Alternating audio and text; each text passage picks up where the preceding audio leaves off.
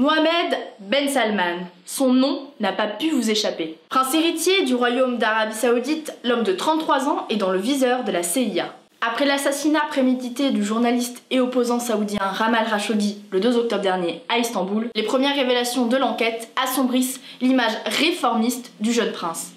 13h14, le journaliste Jamal Khashoggi entre dans le consulat. Jamal Khashoggi est d'abord saisi par 2 hommes, puis traîné dans une pièce. Les hommes du commando saoudien auraient commencé par l'interroger avant de lui couper les doigts, pour finir par le démembrer vivant. Mais qui est véritablement Ben Salman? Comme Christophe Hulen, Ben Salman joue un double jeu. Son accession au trône est fulgurante. Il est d'abord propulsé au rang de ministre de la Défense en 2015, à seulement 30 ans. 2 ans plus tard, son père, le roi Salman Ben Abdelaziz, affaibli par des soucis de santé, nomme MBS prince héritier et par conséquent vice-premier ministre du royaume. Car oui, en Arabie Saoudite, les deux vont de pair. Un premier séisme de modernité pour le royaume au sein duquel le pouvoir se transmettait jusqu'alors de frère en frère. Depuis son entrée en fonction, MBS a poursuivi les réformes du pays enclenchées par son père.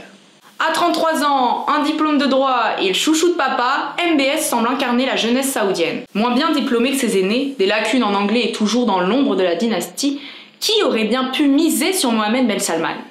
Et pourtant, c'est avec ambition qu'il entreprend toutes les premières réformes économiques à grande vitesse. Modernité, ouverture, diversification. C'est toute l'économie saoudienne qui est revue en profondeur.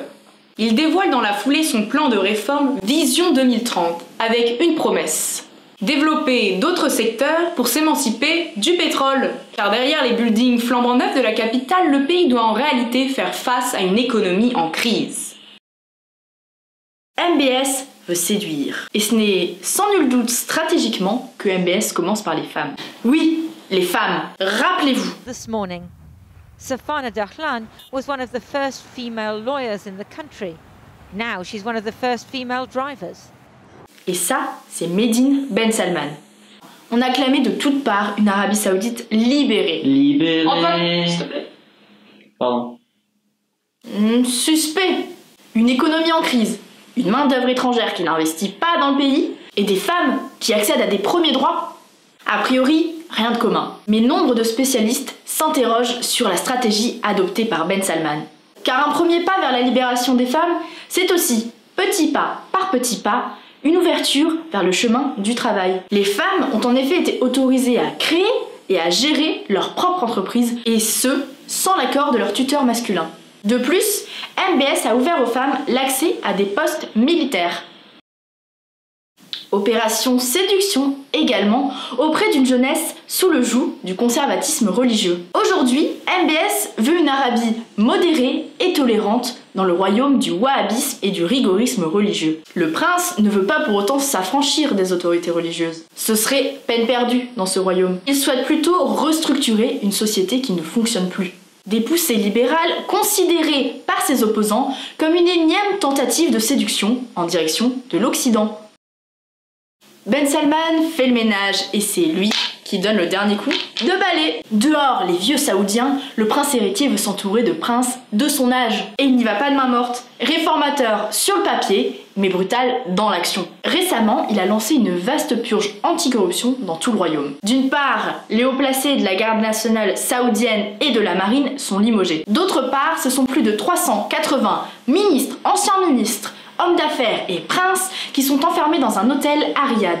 À l'issue de cette opération, MBS décroche plus de 100 milliards de dollars directement reversés dans les caisses de l'État. Tout bénef pour l'Arabie Saoudite, débarrassée de ses anciens dirigeants corrompus, remplacés par des jeunes Saoudiens prometteurs. Mais la vague de fraîcheur dans les rangs de la dynastie n'en change pas pour autant les bonnes vieilles pratiques.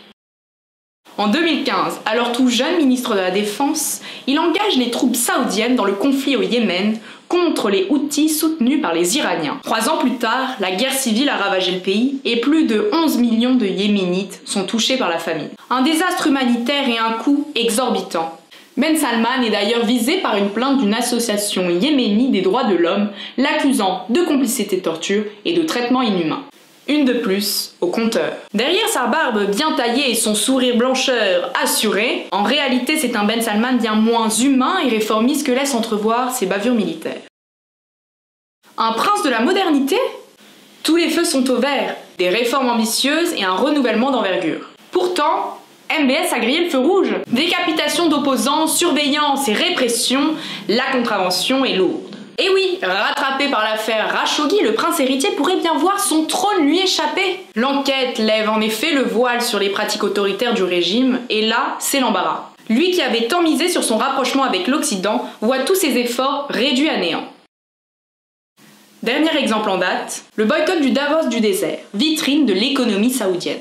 50 milliards de dollars de contrats ont été signés lors de la conférence destinée à attirer les investisseurs étrangers, mais boycottés par des dizaines de responsables internationaux après les dernières révélations dans l'affaire Khashoggi. Christine Lagarde décline l'invitation, Uber annule et Bruno Le Maire se désiste. Aïe aïe aïe aïe aïe. C'est un beau coup d'épée dans l'eau.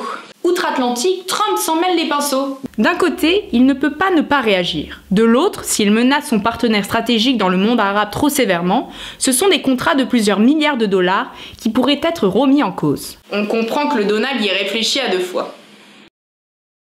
Même cas de figure en France. Les contrats d'armement passés entre les deux pays représentent des milliards d'euros. L'Allemagne, quant à elle, a carrément suspendu ses exportations d'armes à l'Arabie Saoudite. Une sanction félicitée sur la scène internationale, mais pas forcément suivie. Et oui, Ben Salman se sait en danger. Lui, qui se voulait chantre de la modernité, finit par endosser le rôle de meurtrier. Mais il sait également que les pays des droits de l'homme auront bien du mal à lui passer les menottes. Prochain obstacle, le rapport de la CIA. Reste à savoir s'il lui sera fatal.